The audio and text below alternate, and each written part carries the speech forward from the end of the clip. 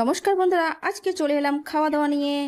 চলো দেখতে থাকো আজকে কি কি খাওয়া দাওয়া করলাম। রান্নার মেনুতে তোমাদের ফটোতে পাঠিয়ে দিয়েছি, আর কিরকম খাওয়া দাওয়া করছি তোমাদের সঙ্গে শেয়ার করব। এই যে দেখো, ভাতটা আমি বেড়ে নিয়েছি।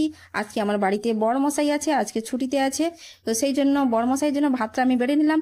আর আলু পটলের তরকারিটাও দিয়ে দিলাম।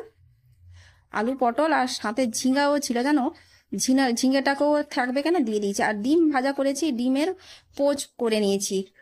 এই যে এইটাকে বড়মশাইকে দিয়ে দেবো। এবার বড়মশাই খেতে থাকবে। এবার আমি ঈশার জন্য ভাতটাকে বেড়ে নেব। তো ঈশার জন্য ভাতটা একটু বেড়ে নিচ্ছি। নরম নরম ভাত, একদম নিচের তালার ভাতগুলোকে বেড়ে নিলাম একটু। আমার জন্য ভাতটা বেড়ে নিচ্ছি। একসঙ্গেই ভাতটা বেড়ে নিয়ে ওর ভাতটা আলাদা করে একটু মেখে নেব। তো এই যে দেখো, আমার ভাতটা কম সবগুলো বেড়ে নিয়েছি। মাঝখান থেকে একটু ঈশার ভাতটা কেটে নেব।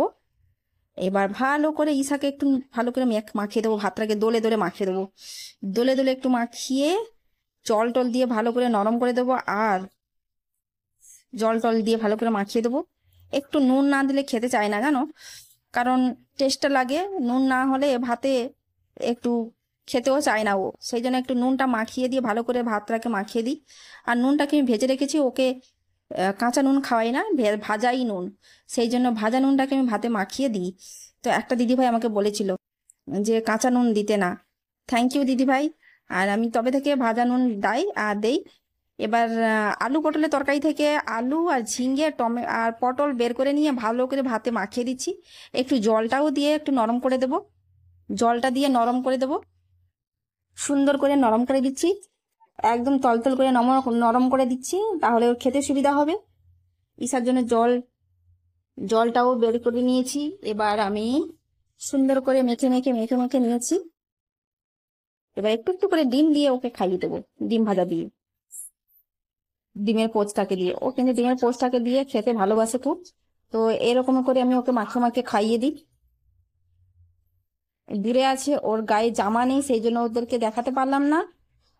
সেই জন্য এত গরম পড়েছে, ওকে গায়ে খালি গায়ে রেখেছি। সেই জন্য ও দূরে বসেছে, ওকে দূরেই আমি খাইয়ে দিচ্ছি, ওকে দেখাতে পারলাম না। আর আমিও সাথে খেয়ে নিচ্ছি। তো একটু তরকারিটা ভাতটা মাখিয়ে দিয়ে তরকারি মাখিয়ে খেয়ে নিচ্ছি। একসঙ্গে খেয়ে নিই আমি। ওকে মাখাতে মাখাতে আমারও খাওয়া হয়ে যায়, ওকেও খাওয়ানো হয়ে যায়। দেখছি ভালোই লাগছে ডিম ভাজা আর আলু পটলের ঝিঙে দিয়ে তরকারি। ভালোই লাগছে, কি করব। আর বাচ্চাটাকেও, ঈশাকেও খাইয়ে দিচ্ছে, আর আমিও খেয়ে নিচ্ছি। বরমশাই ওদিকে খাচ্ছে, আমিও খাচ্ছি।